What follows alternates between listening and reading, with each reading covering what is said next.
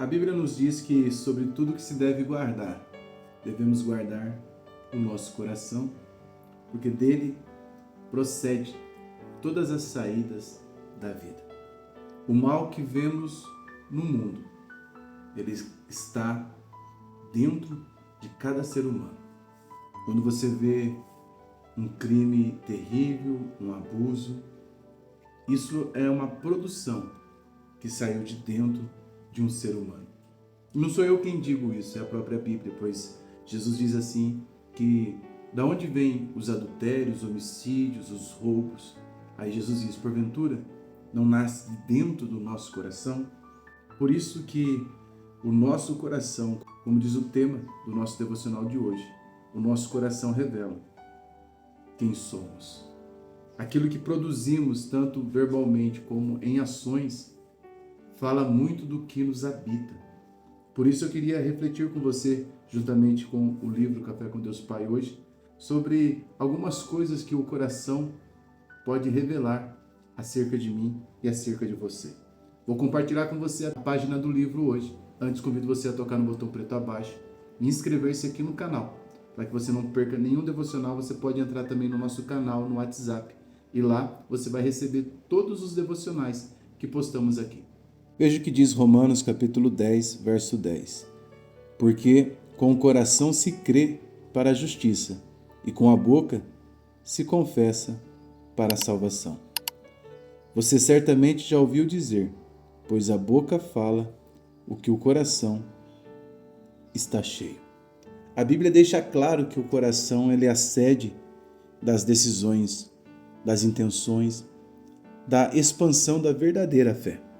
Aquilo que acreditamos de fato não será apenas nos lábios, mas no coração. O coração é o verdadeiro homem, aquilo que somos diante de Deus. Nosso coração ele revela a nossa fé, o nosso caráter, a nossa verdadeira identidade espiritual. O coração, como a primeira lição que eu quero ressaltar aqui, o coração revela o que realmente cremos. Provérbios capítulo 23, verso 7 diz, porque como imaginou em seu coração, assim ele é. Paulo afirma que é com o coração que se crê para a justiça, não apenas com palavras. Deus ele observa e procura em nós fé verdadeira e não discurso religioso. Jeremias capítulo 17, verso 10 diz, eu, o Senhor, esquadrinho o coração. Lucas 6,45 diz que a boca fala do que cheio está o coração. O coração é o palco onde a fé é provada e revelada. A segunda verdade que podemos aprender aqui é que o coração revela a nossa verdadeira condição espiritual. E isso é muito forte, irmãos. Quando você tem essa consciência de que o coração revela a nossa condição espiritual, você vai entender a fala do profeta Ezequiel no capítulo 36, verso 26. Dar-vos-ei um coração novo. Arrancarei o coração de pedra e colocarei um coração de carne. O coração pode estar puro, endurecido, dividido ou inflamado. E isso define nossa vida espiritual.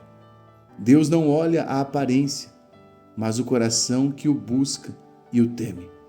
A raiz de toda piedade está naquele coração totalmente rendido a Deus. O coração contaminado produz atitudes distorcidas, já o coração transformado produz obediência. Hebreus capítulo 3, verso 12. Guardai-vos para que não haja em vós um coração mau e incrédulo. Após o seu pecado com Batseba e o seu homicídio que Davi cometeu, no Salmo 51, que é o salmo onde ele vai buscar a presença de Deus, ele vai fazer uma oração. Você já parou para se perguntar por que Deus perdoa Davi, mas não perdoa Saul? Que você parar e colocar na mesa os pecados de Saul foi o quê? Oferecer um sacrifício e poupar vidas de outro rei. Qual foi o pecado de Davi? Matar e adulterar.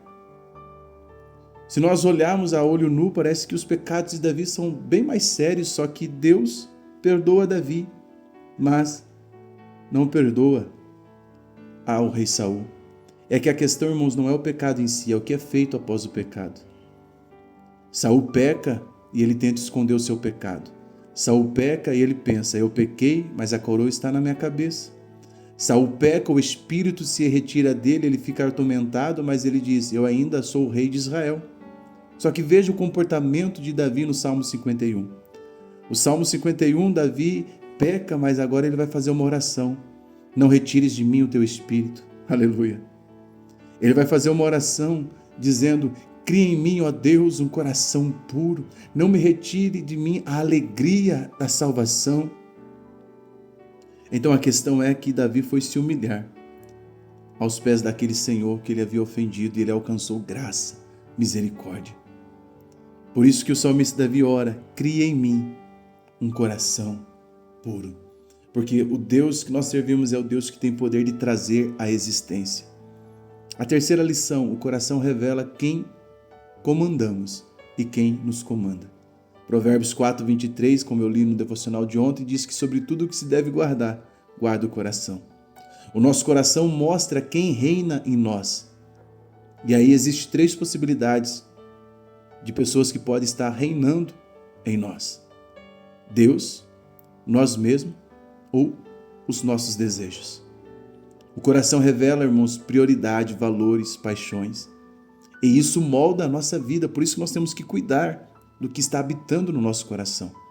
O que um homem ama melhor, diz a W. Tozer, isso se torna o seu Deus. Guardar o coração é proteger a nossa identidade espiritual e permitir que Cristo seja o centro da nossa vida. Lembra dos Salmos que diz, Deus está no meio dela, não será abalada. Deus não deseja ocupar as laterais da nossa vida, Ele quer ser o centro da nossa vida. Mateus 22, 37 diz, amarás o Senhor de todo o teu coração. Salmo 139, o salmista diz, sonda-me, ó Deus, e conhece o meu coração. O coração, ele revela a nossa fé verdadeira.